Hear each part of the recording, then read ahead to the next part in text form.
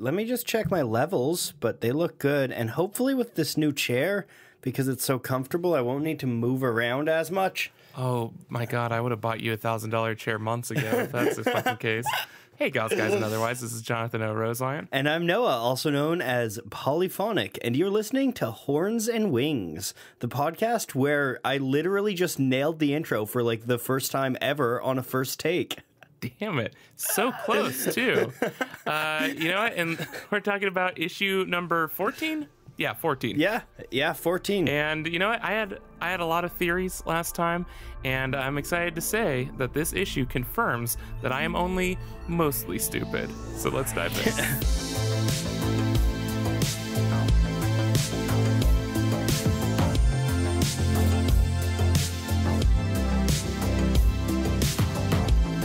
Before we get started, as is tradition, we need to talk about the cover, and this is one of the best Saga covers ever, I think. Yes. Again, it's just those, I wonder how much this is influenced by what ends up on the trades, or they just happen to pick the most Saga covers for the trades. But I think it's that they happen to pick the ones on the trades that most kind of capture the feeling. I don't know, just the like character-driven adventure of this cover is so beautiful. Yeah, so this is another one of those very much in the vein of Alana on the ship, or the Will and Lion Cat on the orb. One of those where we have a very striking solid color background. We have a bit of a nonsensical thing that they're standing on or sitting on, and it's just a focus on one or two characters. And this time we're focusing on Gwendolyn and the newly named Sophie. And they are standing in like a wheat field, some tall grass. Yeah. And they have this gorgeous, you get the faint hint of a moon, a shattered moon. But we get the gorgeous mint green solid color background that I absolutely love. And I just love the way that Gwendolyn is holding this quarterstaff that really just like draws a sight line through the I guess through the cover, through the picture, and it just like it really orients you, and it makes the whole thing feel really grounded. Like you can kind of see the directions that this picture is going with. There's kind of a straight line up through her leg and torso, and then a kind of almost perpendicular line the other way with the quarterstaff.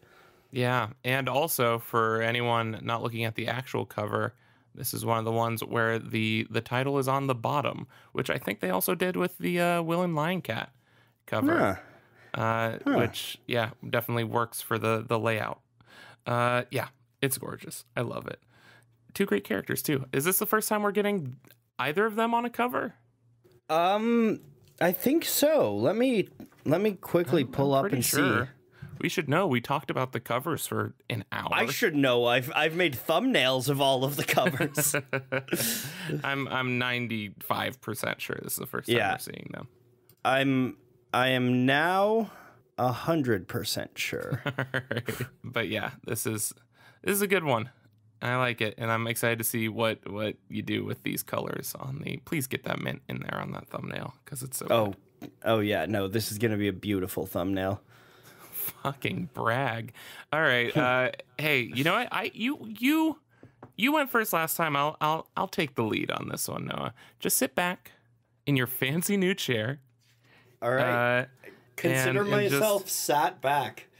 Oh God, that's so bad for audio. So just shut up too, and let me regale you with a story of a woman who has butterfly wings. This is already off to a great start. We got our classic Saga splash of a woman who it's one of the wings, and she has butterfly wings, and she has hair, I would say, in the same ballpark as Alana, and she's just saying, "Is this about Alana? Is she dead?" As she answers a door, and then we turn the page to reveal that she is being interviewed by Upshur and Doff, once again starting out the issues, and Doff says they don't know any more than she does, and apparently they assume that this is Alana's sister, but it turns out it's her stepmother. And they Alana and her went to summer camp together. They're the same age. And we get a bit of backstory on Alana, how just bizarrely, when just a few months after this woman moved in, Alana joined the armed forces, and we get one of my favorite Alana shots in history, which is Upshur checking out a framed photo of Alana's father, who just seems like a stern sort of father man, and a very excited stepmother, and then Alana in the background, who is going through, it seems like a goth phase or a punk phase or maybe a bit of emo in there. I can only describe this haircut as something out of a Wachowski's movie. Yes, it's very Tank Girl-esque. And we have Alana just staring at them with the most hatred in her eyes imaginable. And then this woman's name is Even. I don't know if that will ever be of any circumstance, but it's Even, Even.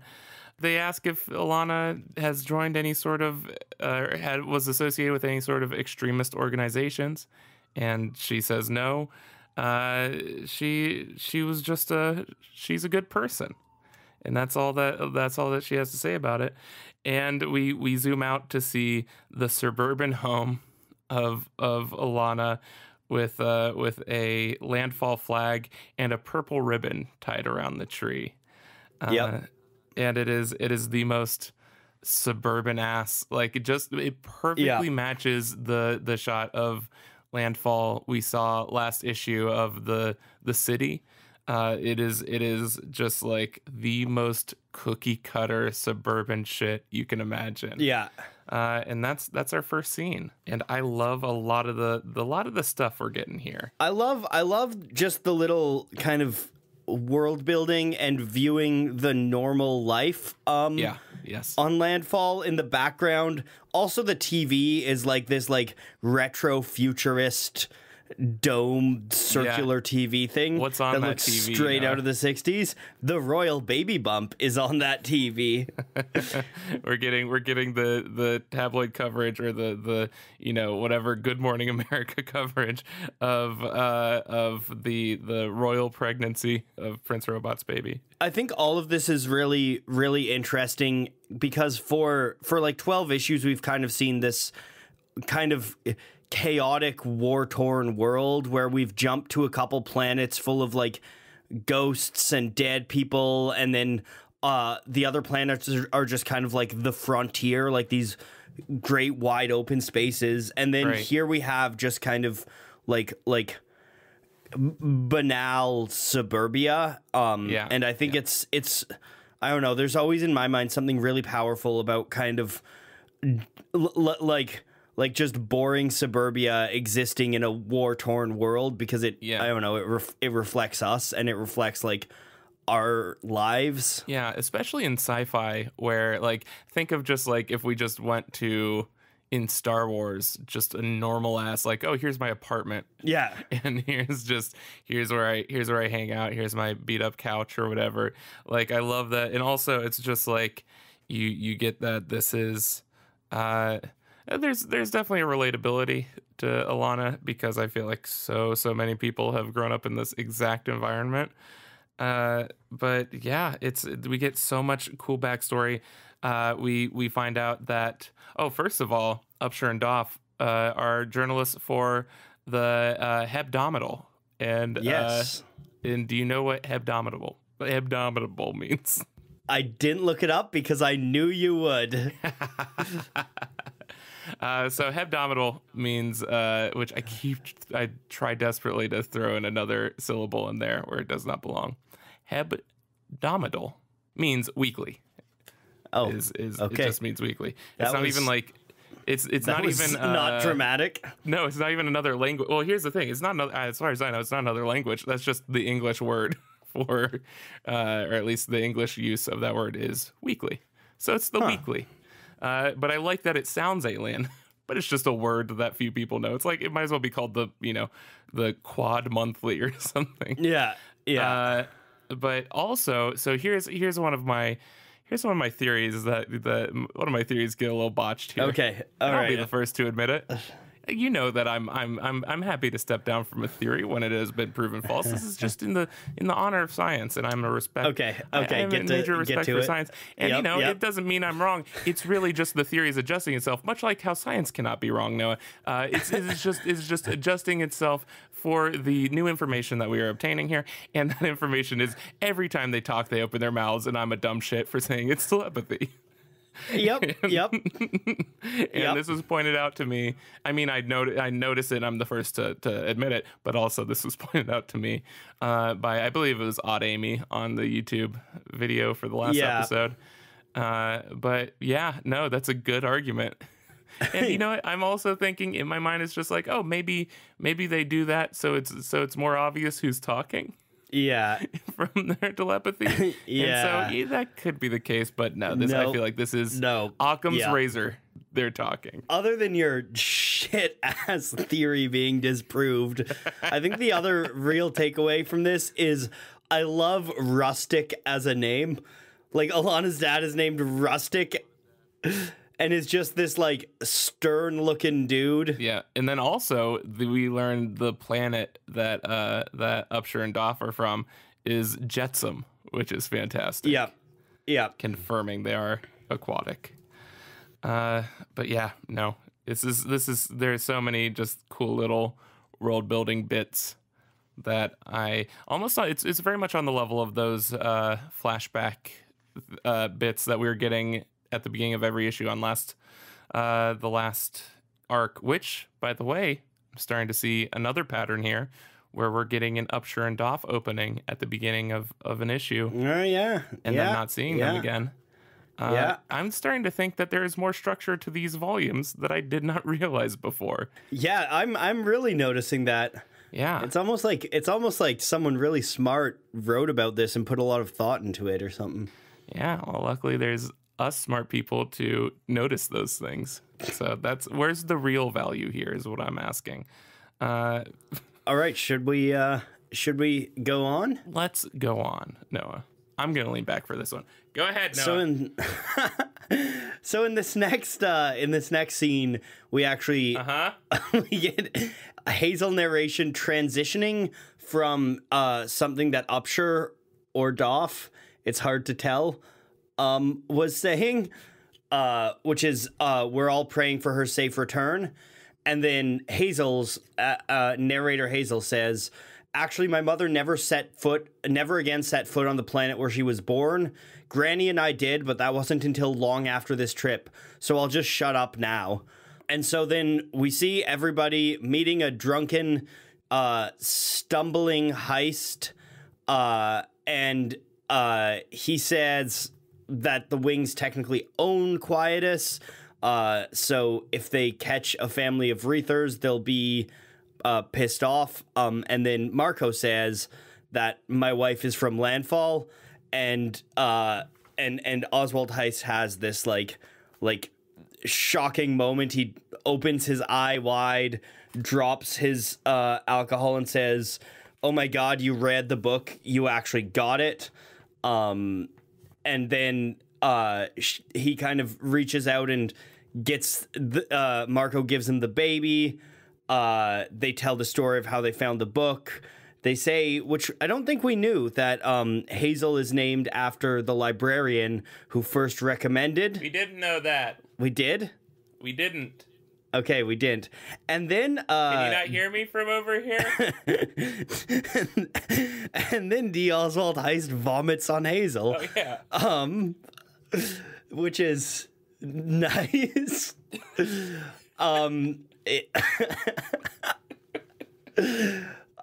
Then he apologizes, but Clara says this creature is a pickled imbecile, which is an amazing.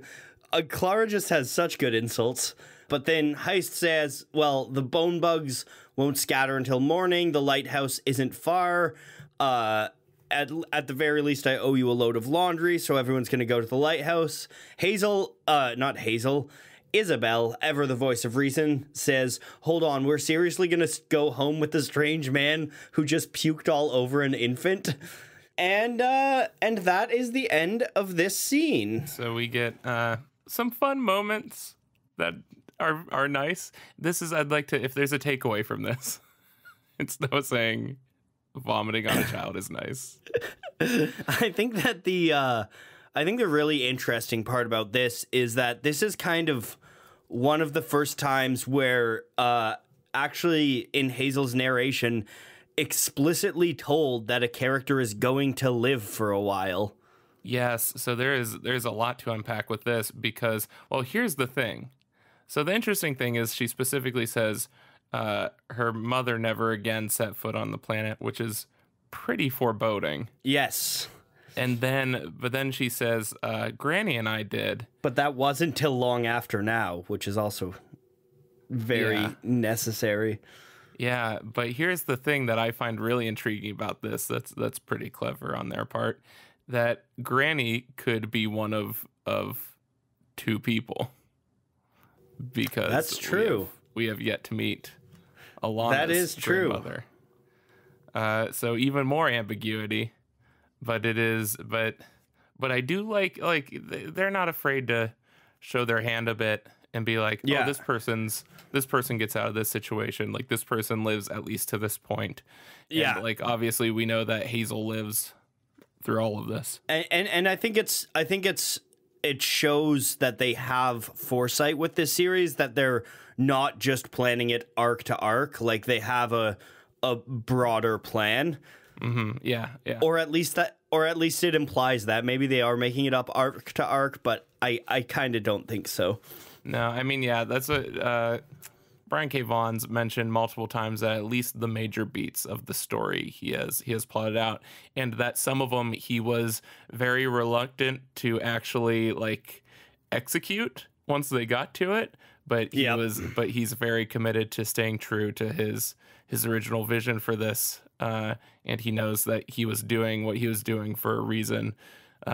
So that's interesting, at least. But I know also there are things like Goose and Friendo weren't necessarily meant to be recurring, but they're just so fantastic. Like, there are characters that are so great specifically because of Fiona's character design and stuff like that. Yeah. That he keeps them around. Goose and Friendo. The other great thing in this scene is the reaction shot of everybody when Heist pukes on the baby. Which I love. The setup for this too is also Hazel's voiceover talking about how Landfallian babies are cleansed in a ritual immersion symbolizing a new beginning. And then she gets vomited on and the voiceover says, "This was mine." That's the world. That is welcome to the world. You're just gonna get puked on and then you die. But yeah, no, the reactions are great. This whole time, Clara is holding a hand to her bleeding ear, which was bitten off by a skull last issue. Yeah, in case you forgot, she's handling it in stride. I love Clara's line at the end, which is, "Ready your side of the ether, Isabel. At this rate, we'll all be ghosts by dawn." Clara has so many good one-liners. Yeah, no, she's someone that, like, upon first meeting, I thought I would get very frustrated with and done with, like, immediately. But she makes such a great, unlikely comedic source. Know who she actually sometimes reminds me of, with kind of unexpectedly, with her quips, though? Have you ever seen Schitt's Creek? Bits and pieces. She reminds me of Moira sometimes with the one-liners. No, yeah. And is there anything else? Was there something else? No. I think that's most of that scene. It's pretty straightforward. We're kind of moving towards this is all a very interesting arc because, at least for a lot of the characters, we know the direction it's going. Mm-hmm. Like, we know that they're going to end up in the lighthouse, and we know that showdown is coming. Yeah. So we're just kind of watching the pieces fall into place there. Yeah, this a lot of this arc, just a heads up, very much feels like we're setting up the chessboard for a big conflict, but without a lot of run-ins until that big. There's a lot of build up and character moments, and which is my kind of like this is my kind of shit right here. Yeah, I'm all about it. So yeah, let's get back to the will, if you will. Hey. So we're back on the, I think, still unnamed planet, the very green foresty planet here, and we see a what do you call it? A swarm? What's a group of sharks? Flock? School? You see a bunch of sharks. I think that's it. A ton of. It's called a gam, a herd, a frenzy, a school, or a shiver. Yeah, no, wait, hold on. What? I was gonna say frenzy, but a shiver of sharks? Yeah, Holy that's what shit. I was gonna go with shiver of sharks. Now I need there to be an 8th Game of Thrones book for that to be the name of it. This is not just a shiver of sharks, though. This is a shiver of sky sharks. Yes, so we see they just look like great whites, except they have. We see a shiver of sky sharks. You see a shiver of sky sharks. Boy, I'm not gonna be able to say that once. They have these different colored spots on their backs, and yeah, they're just swimming through the sky, and then one of them gets skewered by a familiar pointy object, the lance, and we see that it's Gwendolyn who's hooked one of them and then slams it into the ground, and says, "Admit it, I'm a natural." Will says, "You're a natural something, all right." And hey. Thanks, Dad. Slave Girl says that she knows how to cut out the bones. It's part of her training for some reason as a slave girl. She says she knows how to cook lots of things. All slave girls do. So that makes sense. And Gwendolyn says, maybe Lion Cat will help you with the carcass. And then we get a conversation between the Will and Gwendolyn that is Gwendolyn trying to convince the Will to keep going after Marco and Alana, but the Will had said before that he wants to stay on this planet and just live here, live off the land. And meanwhile, the stalk, the hallucination or whatever of the stalk, is trying to convince the Will to kiss Gwendolyn.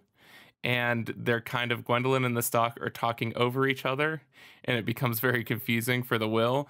Gwendolyn says, "God, are all freelancers as fucking fickle as you?" And then the stalk says, "Will, listen to me. This is the perfect time to kiss her." And the Will says, "What? No chance." And Gwendolyn says, "Then why are you the only one who won't honor his commitments?" And it's a back and forth until Gwendolyn says, "Will, you have to, please." And the stalk says, "You heard the woman."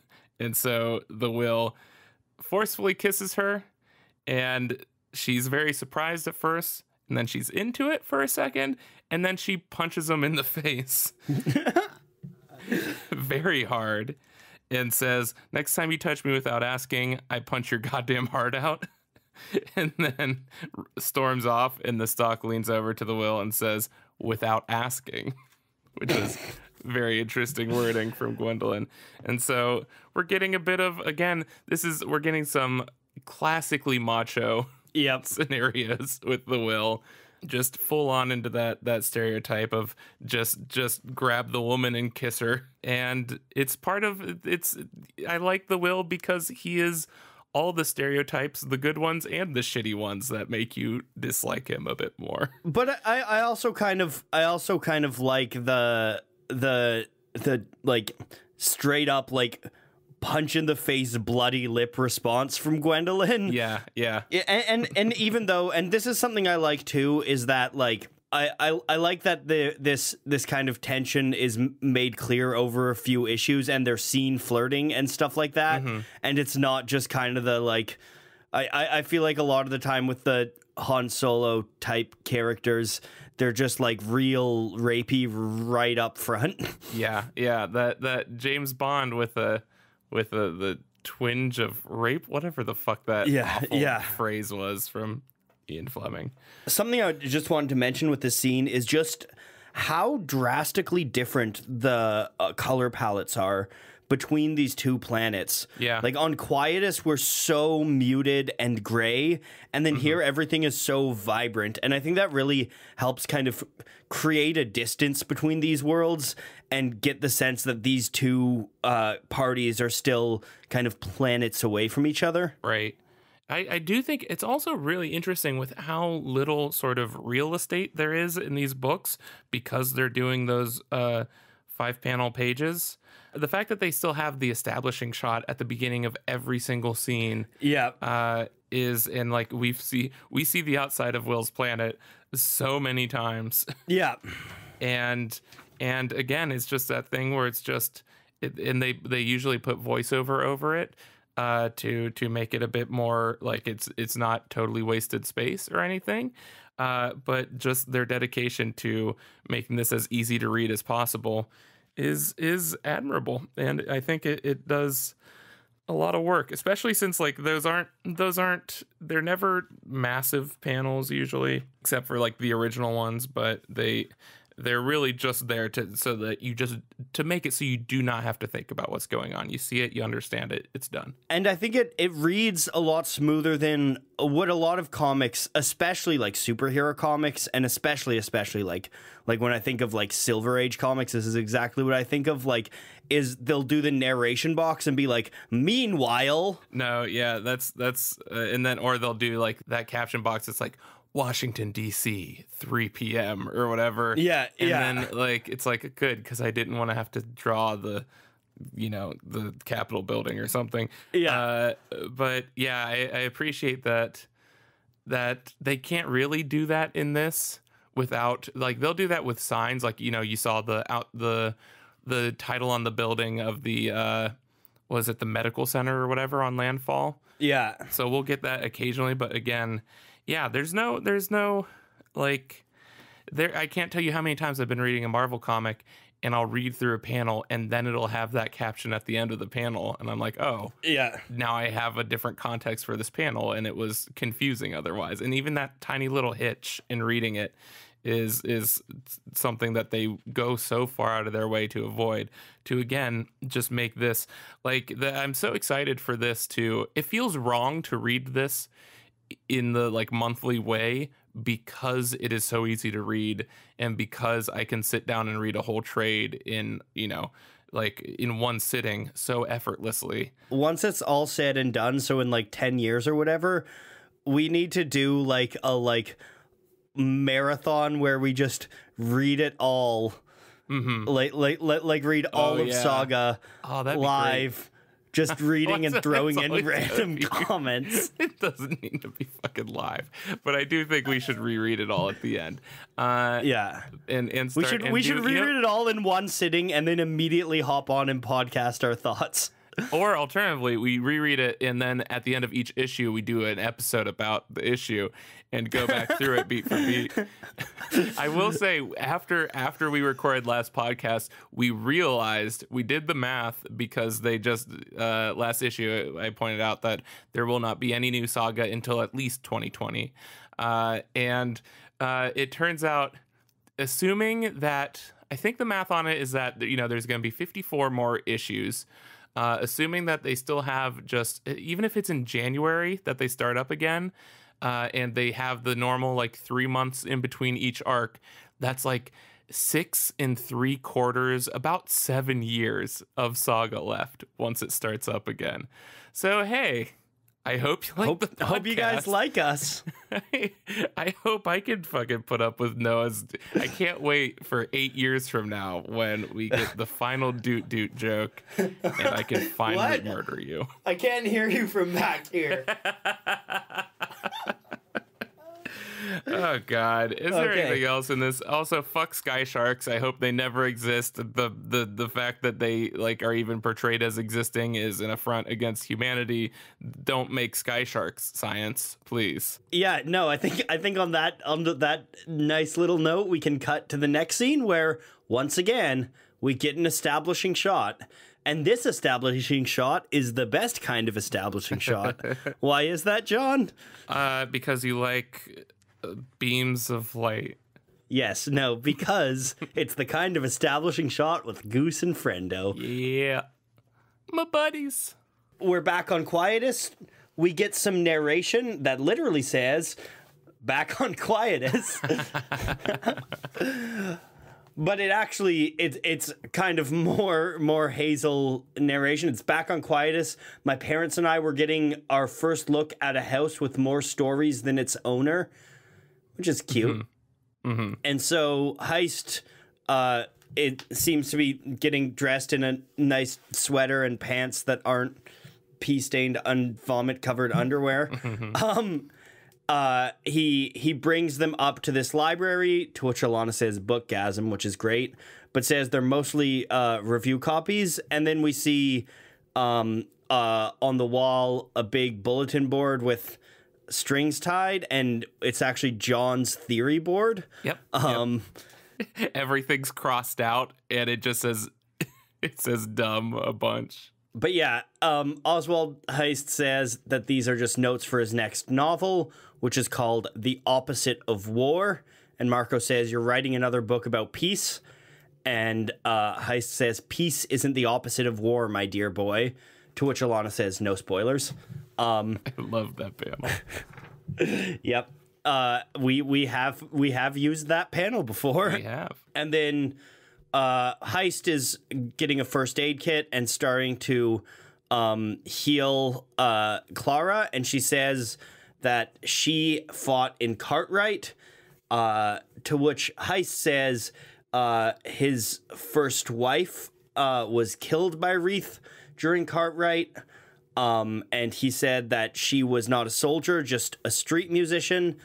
And then Clara asks Marco and Alana to leave, and kind of starts talking to Heist about the war, learns that his son died, and he says that his son's death destroyed him, but what really destroyed him was his first wife's death, and says, but I don't need to tell you that, do I? And then talks to Clara about Bar a little, and how they met, and how shitty it is that he's dead, and how now she's gonna be miserable. And we end with some narration. Granny would never love anyone the way she loved my grandfather, but that doesn't mean she never loved again. Aww. I love their dynamic, especially since I feel like you can kind of see this one coming a mile away with how much she actively doesn't like him leading up to their meeting. But they're both wise and independent and badass people, and they it seems like they have a bit of a connection. The takeaway that I really like from this is through Heist, we're kind of starting to see the world of non-combatants that aren't from Landfall or Wreath either, just kind of like this world of other people, like his street musician first wife, who is a Cyclops who appears to be holding a lyre, a lute. I think a lute.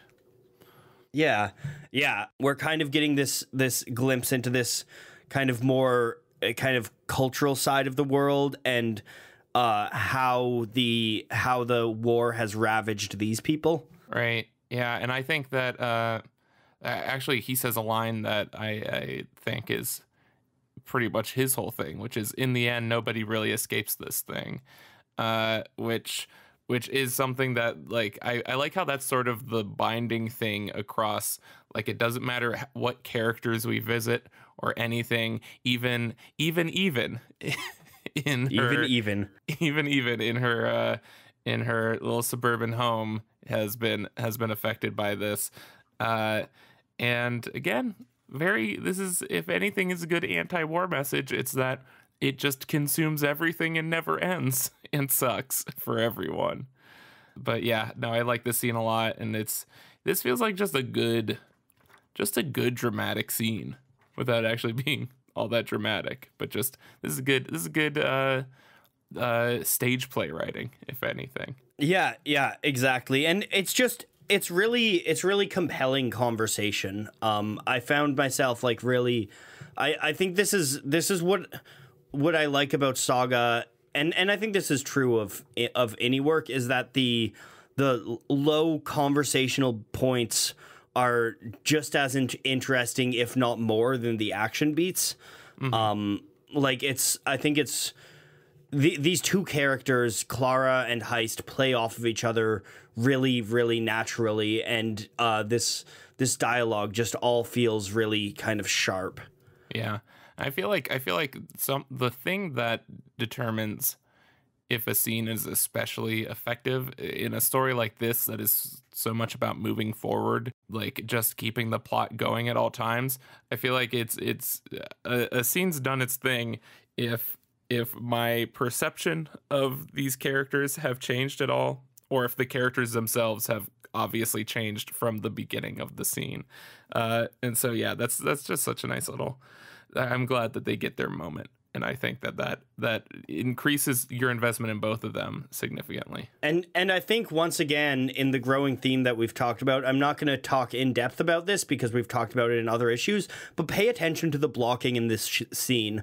All of the dialogue scenes have really interesting blocking and really dynamic character action, so you're not just getting face shot, big text blurb. It makes it visually interesting. Yeah. Which, again, like they could straight up do a Watchmen style panel for panel filming of this, and it would totally work. Yeah. And that's something that's really impressive because, again, I think it being so cinematic is another thing that plays into it is almost as easy to read as it is to watch a film. Yeah, like, exactly. It's absurd. And I think that's the thing that is largely at the core of its being massively appealing. Yeah, cool scene. I like it a lot. Do you want to go to my favorite page in this entire series? Yep. We're ready for some warm fuzzies. And also some heartbreak. This is like just a nice little short story in the middle of this issue. That totally works in the confine of a page. And this is also the last scene, so I'll go through. Can we talk about this page on its own, and then you can go into the rest of the scene? Yeah. Okay, so it's going to be hard. It does not do the page justice. If you have it, go read it. It's great. But we just get a nice establishing shot once again, and it's I think it looks like Sophie's eating while leaned up against Lion Cat on that gorgeous green planet. And then Sophie says, "My name is Sophie. I am 6.5 years old." Lion Cat says nothing. "I can stand on one leg for a real long time. My favorite color is blue-green. I want to be a doctor or a dancer when I grow up." Lion Cat says nothing. And then she gets a little more ashamed and says, "I am all dirty on the inside because I did bad things with," and then Lion Cat interrupts with lying. And then Sophie just hugs and smiles Lion Cat. Oh, and it's just so nice. What a beautiful scene. And I think just like everything about the decision to put this just small human scene into the middle of this one-page short story is so beautiful. And it's such a great use of Lion Cat as a story mechanism and like as a means of revealing character. Yeah. No, it's so nice. No, it's so nice. I love it. And just like I don't know, you know the way that Sophie's kind of like trying and prodding at this. And I think it's interesting too. I hadn't even considered this, but like this is, as far as we've seen, this is the first time that Sophie has said, "My name is Sophie." Yeah. And it's not lying.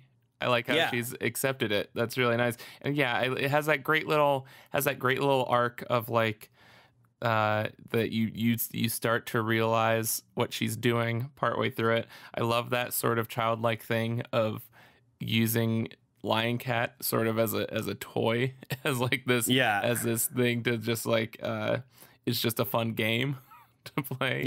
But then we get this just such a nice little beautiful character moment where maybe she's not, she's gonna be all right despite what she's been through, which is something that I think is very important to hear with this series. Yeah, I think it's something that we all need in this series because things get intense and things get heavy. Yeah, and I do think that like the thing that makes this series so good is not just those, because it has those crazy, almost sadistic lows of just like loss and everything. But I think the thing that makes the series so special and so amazing is that it has those highs and those just beautiful, poignant moments that are so profound and wonderful. And this is one of those, and I appreciate it. This is hey, spoiler alert, favorite moment right here. Yeah, that's gonna be unanimous. And should we wrap up this scene? Yeah. What happens next? So then she gets shot in the head, which I think was a bold choice. So it's Gwendolyn continuing to try to convince the Will to go with them and not stay on this planet and give up on everything. And even though she's also trying to convince him to go get his revenge, which isn't the healthiest thing. But earlier, the Will mentioned that he has his sort of network of informants that he did not tell about there being a crossbreed child because he'd be sort of breaking his oath to the people who hired him. Talking about that. Yeah. But what he did do to avoid giving out that information is he told his informants to keep an eye out for a wooden rocket ship, which is pretty smart on his part. But then he gets a phone call from Belle Hundo, and it's a literal weasel. Yep, it's a weasel person at apparently a gas station, and he says that he spotted the ship that the Will's been looking for. Will says, "You're positive it's a wooden ship, Hundo?" And he says, "Wooden ship? Nah, this guy's flying that Dragon Skull ship, one you put out an alert for a while back." Will realizes it's a stalk. And then we get a shot of Prince Robot IV opening one of the teeth, one of the fangs. There's a circular thing on one of the fangs of the skull to put in literally just a classic gas station pump. And the weasel says, "Ask directions for a place called Quietus." So that is our closing splash. And so now everyone's going to the same place once again. Things are starting to coalesce. Things are gonna fucking pop off. And that's our issue, dude. Yeah, I think this is a pretty kind of quiet, calming issue. Quiet. I think this. Yeah. I think. No, quiet is like the planet. I got that. Yeah. I think it's really the interesting. On, Noah. Yeah. This last scene, something that I wanted to point to is just how the giant gash in the ship is used as like kind of this framing device in the background. They did that last issue too with that great shot of the Will getting frustrated with the his phone call. Yeah. It's been used as this like great sort of transitional space where that's how they get from inside and outside the spaceship, which is brilliant. And I love the shot that opens this with Gwendolyn looking out on Sophie and Lion Cat. I think is it does a really good job of kind of creating this plane that separates her and Sophie and just like kind of moves you from this little like kind of sweet scene back into this kind of like serious business thing happening in the ship. Yeah. And I think, honestly, one of the most fascinating things about this for me, which I thought was absolutely going to be a thing going into this last scene, I thought we'd get some sort of big action-y bit. Because really all we've gotten up to this point was Gwendolyn killing the shark in 2 panels and Gwendolyn punching the Will in 1 panel. And yeah, we have not. It was a pretty tame issue action-wise, which I appreciate and am fascinated by their choice to do because they've also been very good about avoiding those. I think that we're starting to get to a point now where Saga doesn't need to try to lure you in anymore. Like you're just in, so we can have these kind of quieter issues that are character moments. Especially, I think it's an interesting framing for this whole arc because we know that there's something really tense happening at the end, and we want to get to that. We can have these moments where, like, what keeps us reading is a desire to get to that, but in that reading, we get to learn more about these characters. We get to develop these really complex kind of relationships between all of these characters. Because, like, I think it's something that we haven't really said enough yet. Like, there is a really, really kind of big cast of characters in this already, and it's growing every arc. Yeah, especially with Upshur and Doff, who I'm already in love with. Yeah. Which, by the way, should be noted that we did actually. It's hard to express in the summaries, but we are starting to get an idea for their individual personalities, Upshur and Doff, where Upshur is a lot more of a smooth talker and it knows how to communicate with people, and Doff is clearly the no bullshit photographer. Yeah, it's very, very kind of like archetypal, which I think is something that Saga uses archetype very well and uses these kind of familiar character tropes. But it's also super fun because like we've seen the go-getter reporter and their trusty cameraman trope lots before, and we've seen the Han Solo trope lots before, but we really don't often see those two tropes in the same story. Right.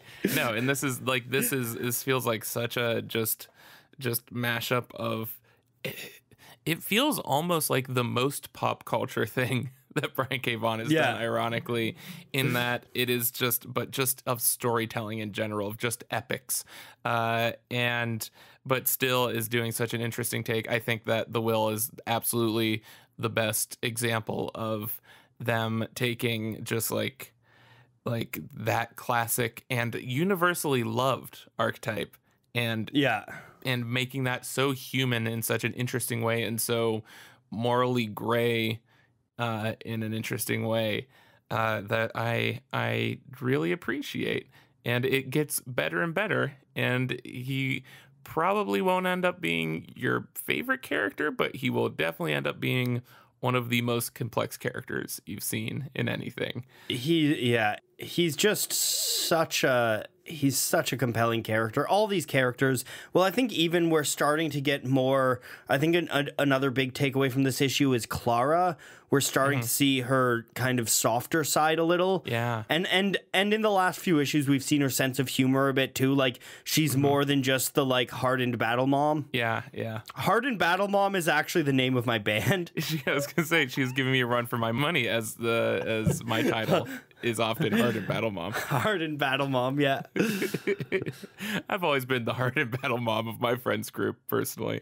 But yeah, no. Is there anything else about this last scene or this whole issue that you want to discuss before? Well, we threw one of your theories right into the dumpster where it belonged. Oh, we've kind of confirmed another one of your theories. Yes, we have. Thank you, Noah, for showing how right and smart I am. So this last thing, my last theory from last episode was that the reason you know how to talk. I hate it's all words. So last theory from last episode. The last issue, I had this theory about why Prince Robot hadn't caught up to them, even though they're on, Quietus for a week before he gets there. And my theory was that is because his ship needs to refuel often, so he can't just do a straight shot to the planet. He needs to go from planet to planet that has the refueling stations and stuff. And this kind of confirms that in a weird, small way, with him refueling at this refueling planet. And also, he asks for directions, which I think is interesting. You'd think there'd be some sort of navigation system on that ship. But he asks for directions very conveniently for the plot to Quietus, and he's on his way there. Here's my theory on his directions is that right. the ship's navigation and the ship's computer is like password protected. Oh, so you can fly it, but not navigate. Yeah, it. he can like manually override and like fly it, because that's a thing like you'd need to be able to do. But maybe the ship's data banks and stuff like that are protected. Okay, here's my better theory, and that is that him being a part of the navigating, he flies it manually and everything. But to use the AI that gets him, that does the navigation, is enslavement to his species. and it is very taboo, and he would never use something as disgusting as an enslaved AI to tell you how to get from point A to point B. So go ahead and vote for your favorite dumbass theory. Yeah, like for part 1, retweet for part 2. All right. Do you have a favorite moment in this issue? Yeah, we've already said the favorite moment. Okay, we did the favorite moment. Do you have a song recommendation for this issue? Yeah, kind of just like vibey, not necessarily lyrically, but that scene with Sophie and Lion Cat kind of makes me think of Fiddler's Green by the Tragically Hip, which is just like a kind of like really calming, heartbreaking, melancholy song about a dead child. Oh boy. I'm glad that we did not forget this week's segment of Noah is still Canadian, and makes people sad. So you know what? I'm gonna go with, for my song suggestion, I'm gonna go with "Kiss the Girl" from The Little Mermaid for the scene in which the Will kisses Gwendolyn, because equally are both make me, I wouldn't say full on rapey, but it all makes me uncomfortable. Yep. So it seems appropriate. And also I really just want to ruin this playlist for people. I was trying to listen to it the other day, and it's fucking nonsense. I wonder who's to blame for that. Oh, hold on. You put on like fucking "You Make My Dreams" and shit. It is nonsense all around, my friend. So yeah. Hey, Noah. Yeah. Theme song. Yeah.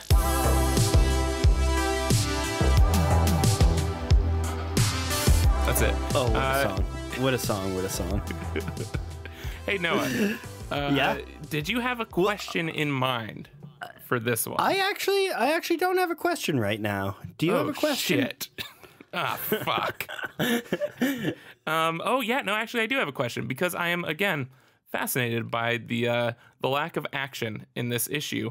And so my question of the week is, at this point in the comic, what is keeping you invested? What is keeping you reading? Why do you want to keep reading at this point?